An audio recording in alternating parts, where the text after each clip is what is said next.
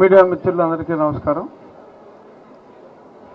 దసరా దేవి నవరాత్రుల సందర్భంగా అన్నపూర్ణాదేవి అలంకారంలో వేంచేసి ఉన్న కనకదుర్గమ్మ వారిని 5 సంవత్సరాల తర్వాత దసరా ఉత్సవాల్లో భాగంగా నేను ఈ దేవాలయానికి పుట్టి పెరిగింది కూడా ఇక్కడే విజయవాడలోనే కనకదుర్గమ్మ సన్నిధిలోనే. చిన్నప్పుడు చాలా ఎక్కువగా దుర్గమ్మ వారి దర్శనం చేసుకునేవాడిని. ఇటువంటిది ఒక 5 సంవత్సరాలు దసరా ఉత్సవాల్లో పాలు పంచుకునే అవకాశం నాకు కలగలేదు.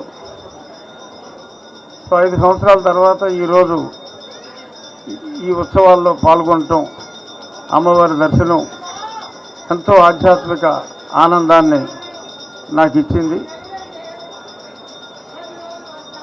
మళ్ళీ ఎటువంటి అవరోధాలు కలగకుండా ప్రతి సంవత్సరం దసరా ఉత్సవాల్లో దర్శన భాగ్యం కలిగించమని కనకదుర్గ అమ్మవారిని మనసారా ప్రార్థించాను. చాలా చాలా సంతోషంగా ఉంది. ఎందుకంటే ఈరోజు మా మదర్ పేరు, మా తల్లిగారి పేరు కూడా అన్నపూర్ణ. ఆ అలంకారం రోజు వచ్చినందుకు మరింత సంతోషంగా ఉంది. ప్రశ్నలు ఏమన్నా ఉంటే అడగండి, సింపుల్ ప్రశ్నలు. దసరా ఏర్పాట్లు అద్భుతంగా ఉన్నాయి. ఎందుకంటే 5 ఏళ్ల క్రితం నేను వచ్చా. మరి అది కొంచెం భక్తుల్ని అమ్మవారికి దూరం చేసినట్టుగానే అనిపించింది. ఇప్పుడైతే ఆ నెంబర్ ఆఫ్ రోస్ విషయంలో కానీ, అందరికీ షేడ్ క్రియేషను, అన్నిటిలోనూ కూడా చాలా శ్రద్ధ పెట్టి ఏర్పాట్లు చేసినట్టు స్పష్టమవుతుంది.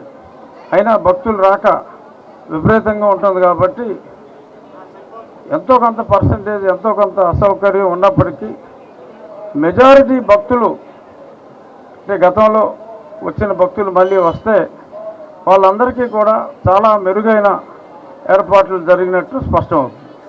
నేను అదే ఫీల్ అయ్యా. సలహా అంటే ఇంత చక్కగా చేసిన వాళ్ళకి ఇంకా సలహా ఇస్తూ ఉండేది. అదే అంటే చక్కగా జరిగినాయి కాబట్టి మరి ఇంకేదన్నా ఈ ఉత్సవాలు అయిన తర్వాత ఇలాంటి మీడియా ప్రముఖులు ఎవరైనా పలానా చోట ఇంక ఇంప్రూవ్ చేస్తుంటే బాగుండేదని చెప్తే అది మంత్రి గారి దృష్టికి, ఈవో గారి దృష్టికి ఎలాగో వెళ్తాయి. నా వంతు మరి ఎన్నో సంవత్సరాలు విజయవాడలో గడిపిన వ్యక్తిగా నా వంతు కృషి నేను కూడా చేస్తాను. Thank you.